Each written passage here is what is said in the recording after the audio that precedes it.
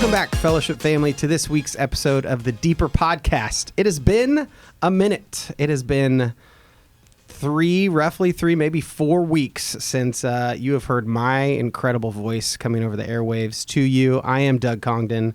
I am the normal co-host, and with me, per normal, is co-host Brian Trias. Brian Paul Trias, which we have established now. Brian, welcome back. Thank you. What did you do on your time off? Worked. That's super lame. You're supposed to say, like, what do the football players say? Like, you went to. I worked on my jump shot. You did work on your jump shot. I did not. It's terrible. Yeah. Okay, so hopefully if you're rejoining us, you took some time over the last 3 weeks and listened to Dan Wallace's stuff that he gave us on... so good. Yeah, the reliability of Scripture. It was so good. It was so good. Yeah. I've listened to it twice. Like, it was... Have you really? Yeah, it was really good. Also probably helped to listen to it twice because it's so dense that it maybe takes 2 listens to really download all of it into your brain. Sure. Okay, yeah. Great. Good. No, he has a easy listening to voice. Made sense. It's good content. Yeah, it's great. Highly recommend. 5 out of 5. 10 out of 10. Oh, 10 out of 10. Even better. Nice. Twice as nice. This week we are starting a new series, a new 4-weeker, which, by the way, would you say is a 4-week series our favorite length of series here at Fellowship? You've been here a long time. Yeah, probably. We've had some 7s and some 10s and some 12s. Oh, goodness. But that's got to be rare. 3 to 4 feels like our safe space. I don't think there's any rhyme or reason. Really? To be honest, yeah. Oh, okay. Yeah. Great. Well, we're in for another 4-week series on the back-to-back here. This one's called Masterpiece. Brian, tell us a little bit about what the series will be about. It's about PBS and Downton Abbey. Liar. No. I don't actually know. Masterpiece Theater is not still a thing, right? Like growing up, I think is it it still a thing? It's what did Downton Abbey. It is? Yeah. Okay, great. Never mind, JK. No, Masterpiece What's it is really about the spiritual gifts that we have, the abilities that we have, the passions that we have, and kind of the story that God has given us. And that what we have is all unique, that each one of us, to use that term, is kind of a masterpiece, that we all have something different and unique to offer the kingdom. And what we'd really like is for people to kind of lean into that and discover like the part they can play in God's kingdom and then how to exercise that, get involved in place. Let me ask you a follow-up question, just knowing that you're a person that doesn't really like flowery language and or emotions a lot. How do you feel about calling everybody a masterpiece? Does that like rankle you in any way? Yes, only from the perspective of if we're all unique, then we're not unique at all, right? Like we're all special, but we're not special because we're all special. Does that make sense? This is good. This is like therapy. I want to unpack this a little bit because it makes sense that if everybody's special, nobody's special. That's right. Just like It's not like there's only one special person in each room. No, yeah, everyone's special, and so your special is not better than someone else's special. But like we all are unique and individual, and probably unlike most people will ever meet. Yeah, I think the reason I feel less weird about using it in the context of spiritual gifts and or how God made us is because our specialness has nothing to do with ourselves as much as the way God wired us. So I feel okay calling people masterpieces when you're saying it's because of the image of God that's inside of you and the way he's wired you, but otherwise like stop feeling so cool about yourself. Well, and in gifting, we're going to have like whatever the number is of total gifts, we're going to have a big chunk of people in each of those. Yeah. But then when you get down to abilities, there's going to be like some derivation then. And then you add in the passions. It's going to be even different. And then people's story and experiences. Yeah. It just, even though there's some similarities, it's still pretty unique. Yeah. Okay. So week 1, we're talking about spiritual gifts, and we have invited Tiffany Walker onto the podcast. Tiffany, welcome. Hello. Thank you. So glad you said yes to being here, especially after a day of work. Yeah. It's like 4:00 right now and you're coming straight off of a day. Tell the people who are listening what you do. I am a full-time sub at Washburn Rural High School. So I go every day and I'm put wherever they need me every day. Yeah, which is exciting because it just changes all the time. Yeah. But that's part of the fun. Is it a little nerve-wracking every day? Sometimes. Yeah. Sometimes. Okay. Yeah. Okay. So most people probably will know just from your name and you being around the church and helping out in so many ways that you are Tim's wife. Okay. You're the student pastor's wife, but tell us a little bit more about who you are. Tell us about your story growing up and a little bit about your faith journey. Wow, that's a lot. You can break it into bite-sized elements if you want. Yeah. Yeah. So Tim is my husband, and I have 3 kids who are a big part of my story. I guess short kind of version, I did not grow up in church on a regular basis. And we didn't have a lot of people in our house community-wise. We had family, but that just wasn't a part. Where were you at? Where was this? In Atlanta, my family of origin. My parents wanted me to go to church for good morals, to be a good person. And so went to church and fell in love with the Lord. Nice. Became a believer 7th grade and served as much as I could, was in and out of people's homes a whole bunch. And babysitting. Yeah. Clarify. Okay. Babysitting. Babysitting. Okay. Any time I could get out of my house and be not in my house, that's where I was. Gotcha. At church or in other people's houses. Young adulthood, just in community at church. And again, anytime I could be in community, God kind of opened my heart to people that are different and kind of the outskirts of society. Part of my job, part of my schooling is counseling and part mental health, sociology and psychology. So the work that I've done is with at-risk kids and kind of that population. So just spending a lot of time with people who need a lot of help. Yeah. How did that, what was the first exposure that you had into that world of kind of helping at-risk or marginalized people? Really it was on a mission trip with, as a student, we were at a Head Start program and just connecting with kids there. And then my first job out of college, while I was in college, was at an at-risk school for behavioral emotional disorder. Wow. Okay. At the time was the kind of was the wording for that or whatever. I think that's different now. But yeah, so just doing social skills training, group work, experiential education, kind of helping people think outside the box and learn new skills from where they are. Yeah. So just thinking through our lens that we're talking about, gifting, ability, passions, story, and again, these are all going to get mixed in everybody. So your passion for kind of the marginalized and at-risk was ignited when you kind of stepped into those environments. Then you got some abilities and working in it because you were like taking classes and studying it.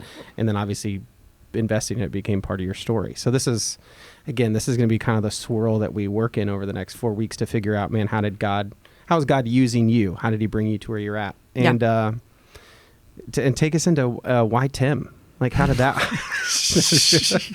At what point in your story did he kind of enter as the cheerleader or the yell leader of the? So college, the first kind of little bit that we were there, he hit me with mulch when we were talking to a friend. Kind of got introduced. What a great little flirtation thing, though. That's great. It's we're like just playground. Like intentionally hit you with mulch? Oh, dang it. I thought he picked it up and threw it at her. No, I think we would have heard that story. He was playing with mulch, flicking mulch, and a friend of mine, our big sister from college. Okay. So I went to talk to her. They were friends, and while we were talking, he was playing, and it hit me in the face. Playing with so mulch then she introduced me. We realized we had music survey together, and nice. That's and that's the beginning. That's of the beginning. The rest of we kind of figured out we have the same passions, the same interests, and we were moving in the same direction, and it was just really cute. Okay, so you got married out of college, in college, and then you went to seminary. Why don't you fill it in so I stop making mistakes? Got married right before I had a year left of college. Started doing student ministry with Tim, also while working at the at-risk day treatment stuff. And then we really have done ministry together and work together And most of my work has been with students in some variety. And then obviously student ministry has been our life for the past 20 odd years. Yeah. 20 plus. Yeah. 25 maybe at this point. Yeah. That's pretty nuts. Yeah. Because I heard 20 a bunch, but at some point you say 20 enough and it's been 5 more, and then you start saying 25 plus, right? That's when it's crazy to think about how long you guys have been doing it. Yeah. So we asked you on here partially because one of the spiritual gifts, depending on how Joe talks about it or presents it, one of them is hospitality. And Brian and I were thinking about you when we came across hospitality. And so Brian, tell a little bit about how you've seen Tiffany use the gift of hospitality. Yeah, I mean, I've seen it in our own life, and also the way you guys have had teenagers in your home, like the famous dinner with the Walkers, and you have 9th grade boys, and then 9th grade girls, and then 10th grade boys, and 10th grade girls, and all of these people, and they're just come in, part of your home. You cook them food, you give them dessert, you play games with them. Like, then our family, like we'll go over and spend time, and there's food and there's games and conversation. And you open up your home, you open up your lives, and like it feels like you wake out of bed and you could do that. Yeah, like it does. It just feels like feels very natural. Yeah, absolutely, supernatural. And that is interesting when you talk about spiritual gifts. A lot of times you'll look at somebody and be like, "It feels like this is natural." Sometimes you don't know if it's natural the way they've been wired or supernatural. Like this is something God uniquely gifted them post conversion. I'll be interesting to get in your story because of how you talked about your own family and not having people over. But I've also seen it in those dinner with the Walkers a lot. But also I just feel like you guys have people over all the time. So I went to randomly drop tomatoes off of their house the other day and knocked on the door and walked in, and they were hosting a dinner for like 6 people, and I was just like, it feels like all the time they have people over there. But have you also had people stay with you for different times, like live with you? What's that been like? We have we have had some good experiences, and we have had some challenging experiences. We had to take a break there for a while, but yeah, I think we've learned a lot from that, and I love doing that anytime that we have an opportunity to do that. I feel like we've been blessed with like resources and the ability to do that. So I would love to be able to do that because we've been blessed with that as well. Okay. At times. So. Okay. So when did you, I mean, I didn't even ask to make sure that when you take a spiritual gift inventory, hospitality is on your list, because I just assumed from what you do. But is it normally? Yeah, it's like one of my top 3 or 4. Yeah. It depends if it's in the 3rd or 4th position. Okay. Mercy and helps is always my top 2. Okay. 100%. And then the other 2 flip-flop. Okay, So, yeah. cool.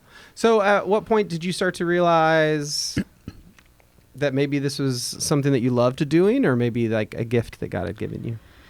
So we kind of started hosting more by accident. Okay. Because out of a need for small group and having kids and wanting to be in a small group. And then Is this in Chapin or is this here? Okay. yeah, that was in Chapin. So we had little kids and we really couldn't afford a babysitter. So we hosted. Yeah.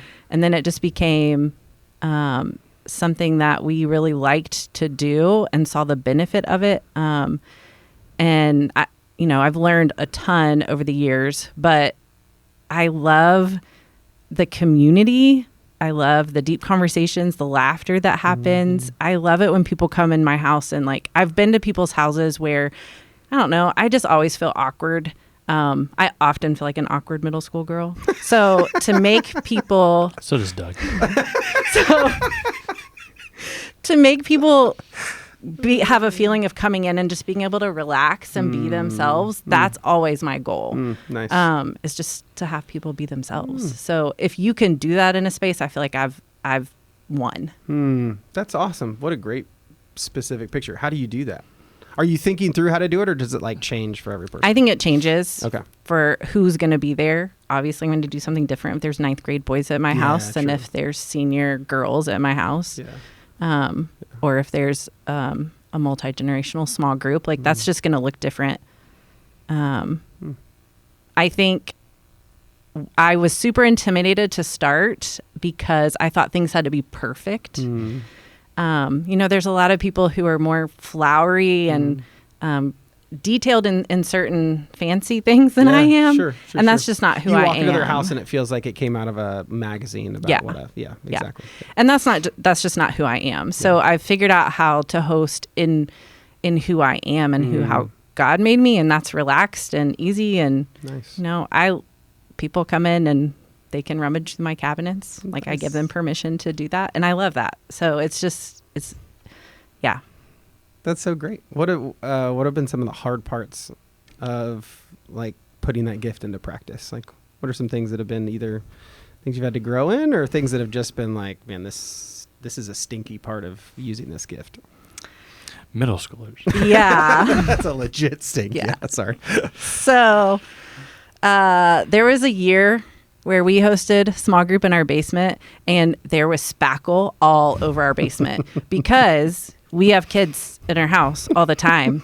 And I didn't realize this until I had boys, but children are rough on houses. Oh my gosh. Rough on drywall. So many holes and nicks and dings. And so then I painted. I spent, my husband and family were gone for a week, and so I painted it. Nice. And then literally like 2 weeks later, there was another hole in the wall. And I was like, okay, Lord, you're teaching me. It's okay. It's not mine. so It's not good. mine. So, Yeah. those things, and those are minor things Yeah. in the grand scheme of things. Yeah. Well, what about, okay, so we have a couple experiences, Lee and I do, of having somebody live with us for 3 months to 6 months. Mm-hmm. Those have been some of the hardest. Like what's it, besides the spackle on the wall, what kind of things, because I think people listening to a podcast on hospitality who struggle with hospitality like control, and they like routines, and they do not like being upset. And when somebody's living with you in your space, that is a high potential for disruption. So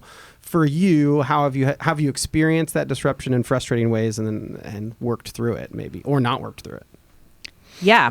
Part of our frustration was that, and part of our learning process is the first time that we did have that disruption, we really didn't work through it well. Mm-hmm. And we had to learn to have hard conversations, and that those hard conversations are good and they're actually kind. Mm-hmm. And For that wherever that person goes next, like, Yes. they need to know these things. Yes. Yeah. And for us, like that we need to have boundaries, and boundaries are good Mhm. and they're okay Mhm. to have. Yeah. And that was a growing experience for us. So Mhm. we have those conversations, and we prep our children for that stuff now. Wait, what is that? How does that? Oh, we just have conversations. Like one day you're going to maybe be in somebody else's space. Oh, yeah. So okay. you need to think about these things. Yeah. These are things that you're probably not aware of that Mhm. you are going to affect other people. Yeah. So how do you operate with them in mind, maybe? Yeah. What are your boundaries, and what are boundaries that you need to not cross of other people's? And Yeah, some of that's that. great. That makes a lot of sense. I forgot to do this earlier, but I'm going to do it now, and that is ask a quick question of the day. Oh, yeah. That quick question of the day is related to hospitality. It was kind of the next question I wanted to ask you anyway, which is, what is your signature dish? Like if people are coming over, and Brian, this is for you, would you cook for your kids? And I'm thinking about it because my wife's out of town this weekend. So I am going to be called on to cook at least once. What's your go-to signature dish, when you're practicing hospitality? And I do mean in the context of practicing hospitality. So somebody's coming over, and so it's like, okay, I'm going to make this because this is the kind of like my best foot forward, or maybe my most people-pleasing dish. Yeah, so easily some sort of like taco bar, Nice. mostly Okay. because I can do it easily and I can accommodate a variety of allergies. Smart.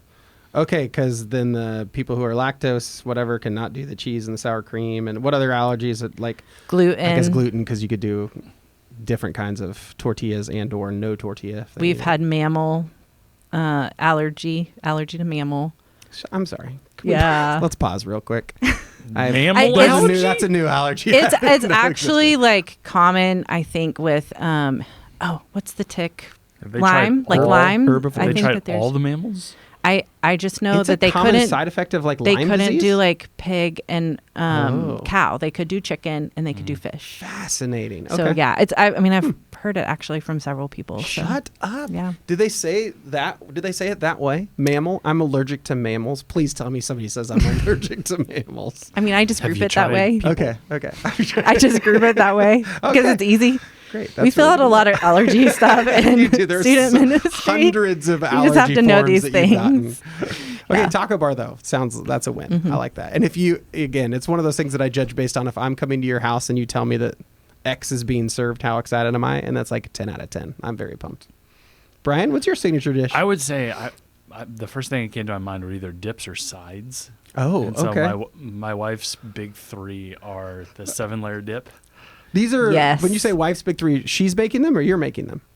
It's okay if she is. I just wanted to make sure that it's not like She makes all three of these. Okay. And when I think about the things that we serve when there's lots of people, these are the three I think of. So okay. 7-layer dip, the fruit salad. 100%. Yeah. My boys will eat the they fruit eat salad like 6 themselves. helpings of it. It's awesome. I'm sorry. And Is there anything and my unique about the kids fruit won't- salad, or is it just like a normal fruit salad, or is Oh, there no. something else in it? There is peach pie filling. is Yes. like the key ingredient. whoa. Okay. Yeah. This And is then- very different and than then what I was cheesy picturing. hash browns. Okay. She always makes cheesy Yeah. hash browns. Cheesy hash browns for Yeah. like football. Is that like a football game, kind of like a cheesy hash browns? My kids don't like either of those last two. They don't eat them. I eat cheesy hash browns for like. Okay, but 8 if straight days. she's out of town and you're making dinner for the kids, what are you making? Oh, my go-to meal when I'm like we have to have a nice sort of meal Yeah. is I buy pasta and I make it in 2 different containers because half of them like marinara and half of them like Alfredo, and I was tired of fighting, so I make both. Way to capitulate to your Yeah, children. and then I do chicken, and then we have Oh my gosh. Texas toast and bagged Caesar salad. Wow. It's too much effort to do. That's a lot, though. That's Yeah. really great. Okay, good stuff. Thank you, guys. Appreciate that. And you? Yeah, do you get Because to you answer? Don't like to answer picking questions. up. I'm picking up tips. I don't have one. My wife graciously cooks 100% of our meals. When kids go out of town, Hot dogs and mac and cheese. Yeah, hot dogs and mac and cheese was legit. What my wife said last night. We have some sausage in here and the mac and cheese because I'm great at that, which nobody can be bad at it. And the thing that I probably made 1,000 times growing up was grilled cheese. I made grilled cheese every day of my summers from like all of middle school and high school. So, who wants a grilled cheese or mac and Okay, cheese? so random Real grilled basic. cheese question. yeah. I've heard recently that people use mayonnaise instead of butter I- on the grill. Is yeah. that have you tried it? Is Yeah. that a thing? Is it good? It is a thing. It's okay. Yeah, Okay. I prefer butter. But sometimes never I even do thought butter of on one mayonnaise. piece and mayonnaise on the other, and that's a little bit of different flavors. Yeah. But I know I learned that probably after my first, 10,000 grilled cheese, that some people just do mayonnaise instead. Yeah. Yeah, Tiffany's making a face like she does Well, not like that idea. When we were in Cabo on a mission trip, that's what they used. But that was the first time I had done that. And I just prefer butter. And I did not like it. Okay, so tell me a little bit about your childhood, growing up saying you did not have people in your house, moving to now it seems like you have people in your house frequently. Would you look at this and say that it is a gift that God gave you? Would you say it is it's a mixture of that plus the experience of needing to step into this role? And is it something that you take joy in? Yes, I think it is. I think I desired that as a kid. I don't know. I desired to have people I over? desired to have people over. Yeah. I remember asking my parents, "Can we have so and so over?" And they'd be like, "Oh, the house isn't perfect. The house needs to be cleaned, or something has to be done." Yeah. So that's definitely affected. Like, on a regular basis, my goal is to keep the house in a state that anybody can stop by at any moment, and it's Nice. fine. Okay. And that doesn't mean it's perfect, but Yeah. it's like maybe 80%. Nice. I'm fine with 80%. Yeah. Can we just make sure the bathrooms are clean? Like, that's my thing. So if you guys are coming over and I have maybe 30 minutes of warning, I'm like, yo, somebody wipe down the bathroom. At least the guest bathroom. Don't lie. You're gonna be like, that's it. Brian's so gonna be true. wearing sweatpants anyway. It doesn't matter. Hey, I'm like, okay, I can wear sweatpants if Brian's coming Brian's coming over. over, I and don't know have it's to worry casual. about, yeah. So, yeah, I mean, I just think I've allowed myself to change my expectations because I want people over.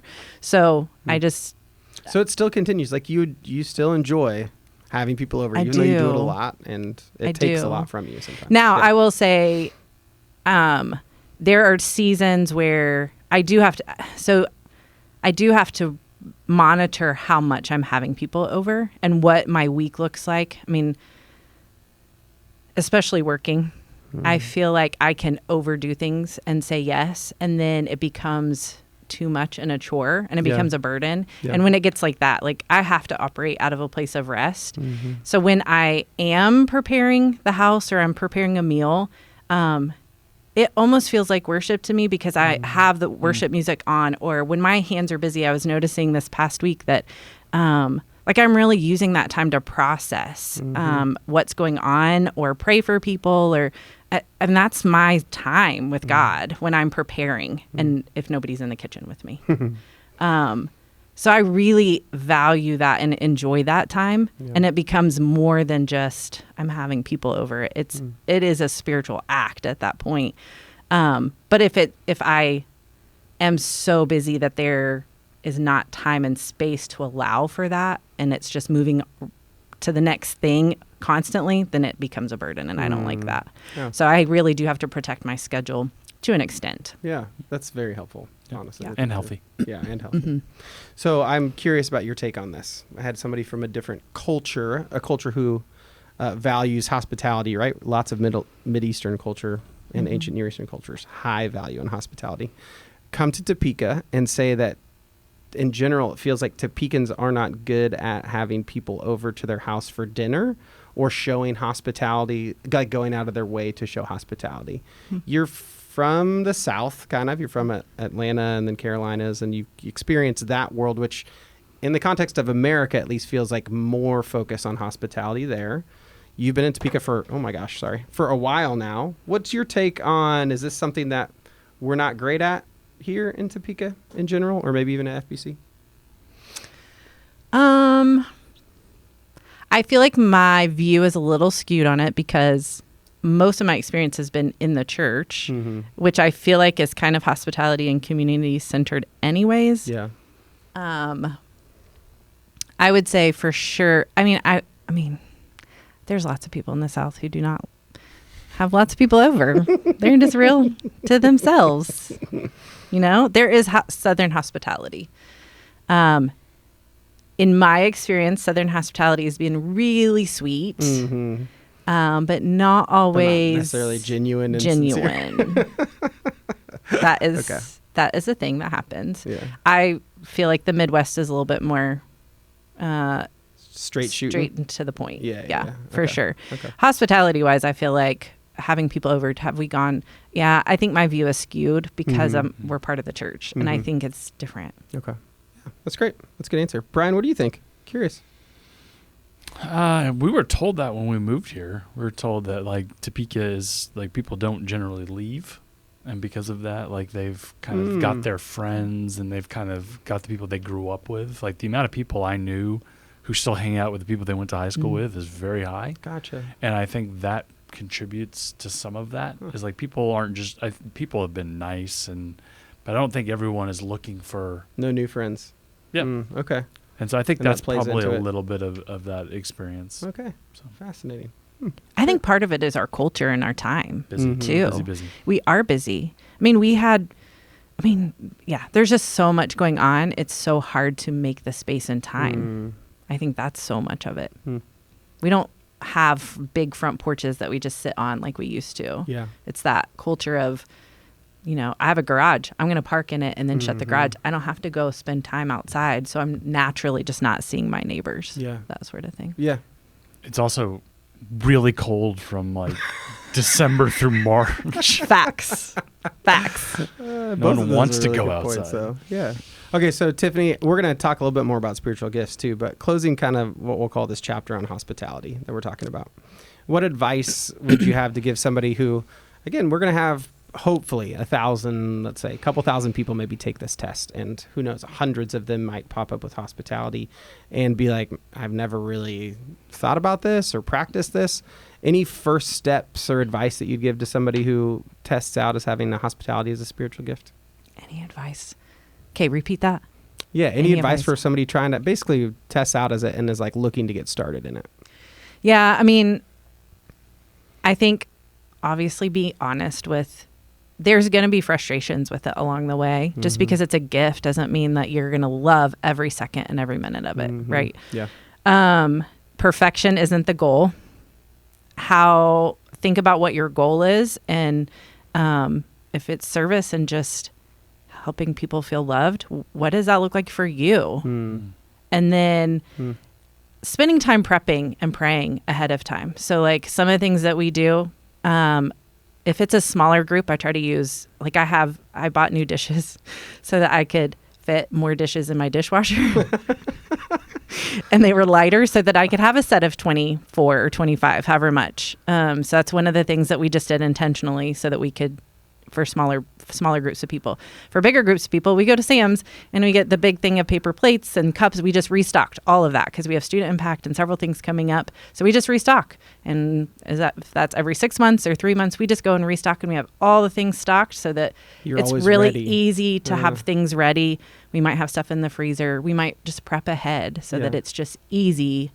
It just feels easy and not rushed and not like, a But burden. I think it's good. I mean, you said pray and prepare, and you mentioned the kitchen, praying while you're preparing food. But the intentionality behind, if you have somebody over, like actually praying for what your time's going to look like ahead of time, puts you in such a different mindset. Generally, hopefully not as worried. Maybe you're stressed or anxious about what they're going to think of your house or the food or any of that. But I love that as an idea of a way to start too. And you said...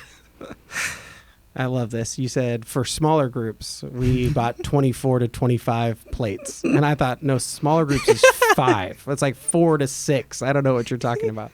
Your definition of smaller groups is very different from other people. Just my love language of efficiency, hearing to get more things in the dishwasher. I was like, oh, yes. Did that give you joy? I can relate to that. I mean, sometimes we don't often have 24 or 25 people that I'm serving on real, but like 12 to 14 is reasonable, right?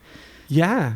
For not paper? I would say that hospitality is in my top 6 or something. I would say that I generally love having people over. Whether I care for them well or not while they're over there is a different thing. But like having a couple over feels like, oh, great, this is hospitality. Or like 2 couples over, it's like, we're killing it. 6 to 8 people, I'm like, oh, we threw a party tonight. Like we had a full-fledged party. So anyway, just, it's different, but you're used to having a bunch of people over. Okay, so you've probably taken a ton of spiritual gifts tests throughout all of your years in church.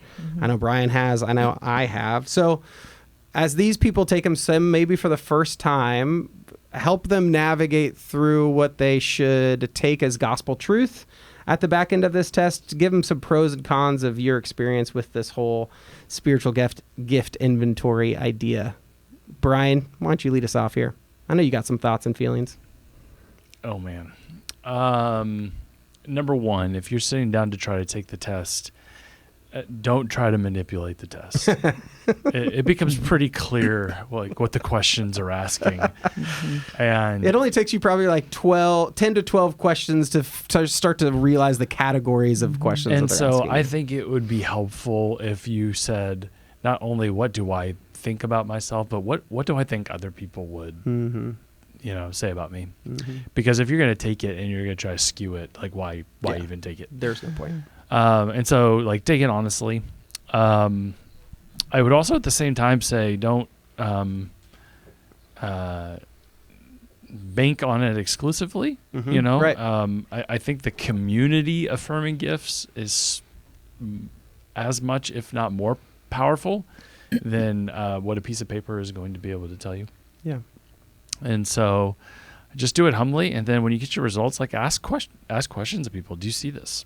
Is this true? Do you see this in me? Yeah. Yeah.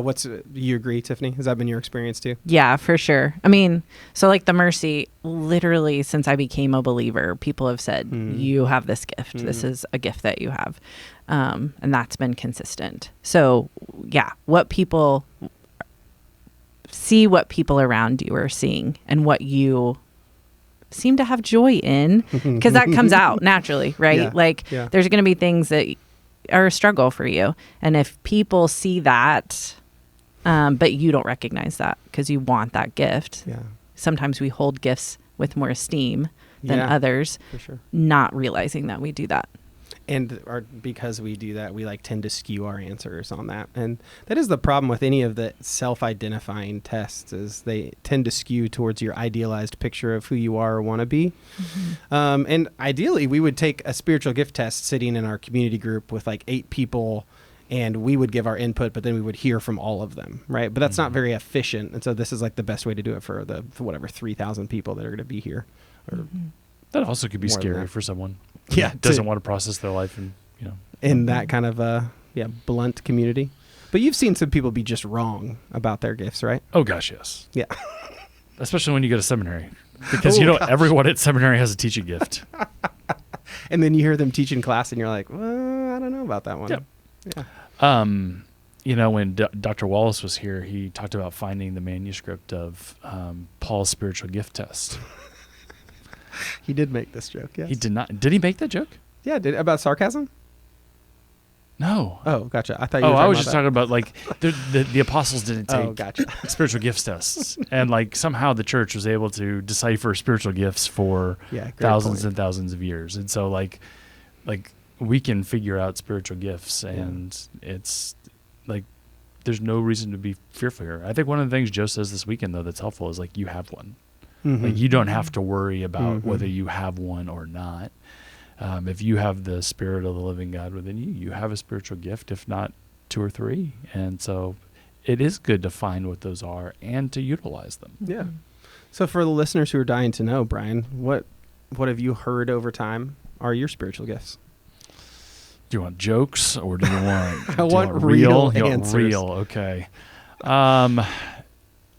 Teaching is one, and then sometimes it's called leadership, or sometimes it's called administration. Shepherding? Oh, not shepherding though. Different from this. I think shepherding is usually number 3, but it's usually administration, like being able to put things in order and. I mean, that sounds like a really great setup for an executive pastor who preaches a decent amount. Sure. Sure. Sure. Great. So tell the people, because helps sounds pretty all-inclusive. What does that mean? I actually don't. I have my pay sheet down here. You don't need those. So my friend Gretchen, she says, I see a need and I meet a need. Okay. Basically. I see Gotcha. a need and I meet a need. Most of the time that's a practical need. And that's what I love about subbing. That's what I love about, like, I see Oh, what great needs to be point. done and Yeah. I do it. I fill it in. Nice. Yeah. Mercy, helps, and then what's the third if it's not hospitality? Exhortation, Okay. encouragement. Yeah, great. Encouragement / exhortation's my number 2, which is interesting because I'm also super sarcastic. So it's like that mix of I encourage when I feel like it's needed, but also I've had so many people sit down and talk to me through the years about how my tongue is like sharp and hurts people's feelings. And it's like, it's weird it's like the fountain coming out of, both the. It's like you need to read James. Exactly. Thank you for finishing. We're doing that series here in a few we weeks. are. Yeah, stick around, people. And Number 1? teaching is normally teaching, I think. Teaching and then encouragement and then shepherding generally. Knowledge. And it's funny because I have worked in ministry long enough that Oh yeah, wisdom and discernment. Like people will. That's another one. I that forget what they are. everybody says that, right? Yeah. Everybody has the gift of discernment, and you're like, I don't know. I've watched the way you live your life. I would question that. We should talk about that. The knowledge and wisdom differential is like people have told me over the years that I'm wise, right? And I look at them, I'm like, I'm not actually wise. I know a lot about the Bible, but like my wife is wise. I just know stuff. She applies it to life, in a different way. So there's a lot of this that You're a wise guy. yuck. There's a lot of this that people, when they get the results, and hopefully people take it and they get the results, we do have something set up. Why don't you prompt that a little bit? Do you know that a little bit better than I do or not? Where you can meet with somebody and kind of help the process. I don't know the specifics, and so between today, which is Thursday, and Sunday, when it's the weekend, or Saturday, Sunday, when the weekend happens, it might look slightly different. But when they take this assessment that we're going to offer, one of the things they can do is they can click a box to actually apply for different positions. But hopefully the other thing is click a box to set up, a conversation with a coach. And I think they're going to offer it in the atrium after the services, where there'll be a couple of men and a couple of women who, if you want to talk about it, like live right then. I think so. Oh, okay, cool. And if I'm wrong, blame Doug. Yeah.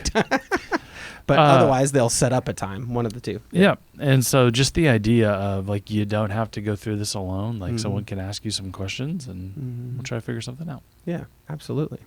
Any other thoughts that you have? I would also include helpful thoughts, but warnings. Anything else about spiritual gifts before we wrap up today? I think I covered all my notes. Good job. Nailed it. Anything else from you, Brian? I would say just one thing that's been really helpful for me in understanding if something is a gift or not is I am less prone to burnout when I am serving within my gifts. And so people will say after a weekend, are you just exhausted? And I'm like, no, that I can do at the drop of a hat. Yeah, it does blow my mind. That is what I was born to do. But there's other things exhaust me completely. I thought you were going to say one. Do you want to say one? Yeah, no, we're all curious. Say one too. Well, after a conversation in the atrium, a whole morning of conversations in the atrium where it's I'm trying to scan the room and have I talked to everyone and have I done all the things, and it's then I'm exhausted. There's just different things. When you're serving within your gifts, I think you're less prone to burnout. Yeah, I like that. That's good. Yeah, that's good. Great. Okay, this is a reminder. If you have any questions for us about what we talked about, or about your spiritual gifts, or about meeting with somebody, any of that, go ahead and email us at deeper@fbctopeka.com. We'd love to hear from you. We haven't actually asked for emails for a while, so somebody send us something, even if it's just sarcastic and lame. We'll take it. A GIF/GIF would be great. And I'm going to pray for us. No, Brian's going to pray for us now as we close. And yeah, just the hopes for the... You just had a different leading in the spirit there, and you just ignored it.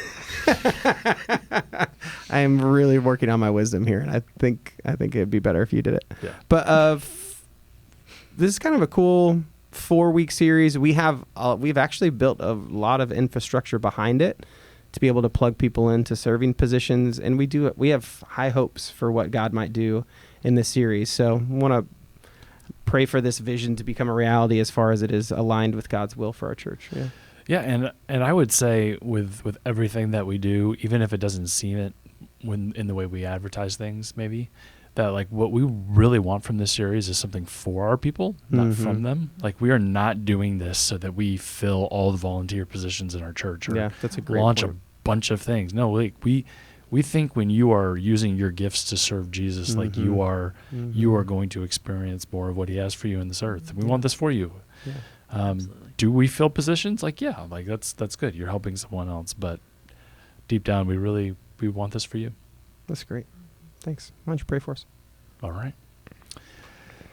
Dear Heavenly Father, we are embarking on this new 4-week series, and I pray that you are with Joe this weekend as he communicates about spiritual gifts. I pray that people would look in your word and understand more deeply what they are and what the Spirit is producing in them. Lord, I pray maybe through conversation in groups or maybe through the test, you would help people to better discern the way that you have gifted them, and that they would figure out ways to serve you and your kingdom in the places that they already are. Lord, you have called us to be intentional at home and available in the world. May we use the gifts that you've given us to do those things. In Jesus' name we pray. Amen. Amen. Tiffany, was it bad or was it okay? It was better than I expected. We'll take it. That's great. Yeah. Thank you for saying yes. It's Thanks for being on here. Brian, as always, thank you. Thank you, church family, for tuning in to this week's episode of the Deeper Podcast, and we will catch you all next week.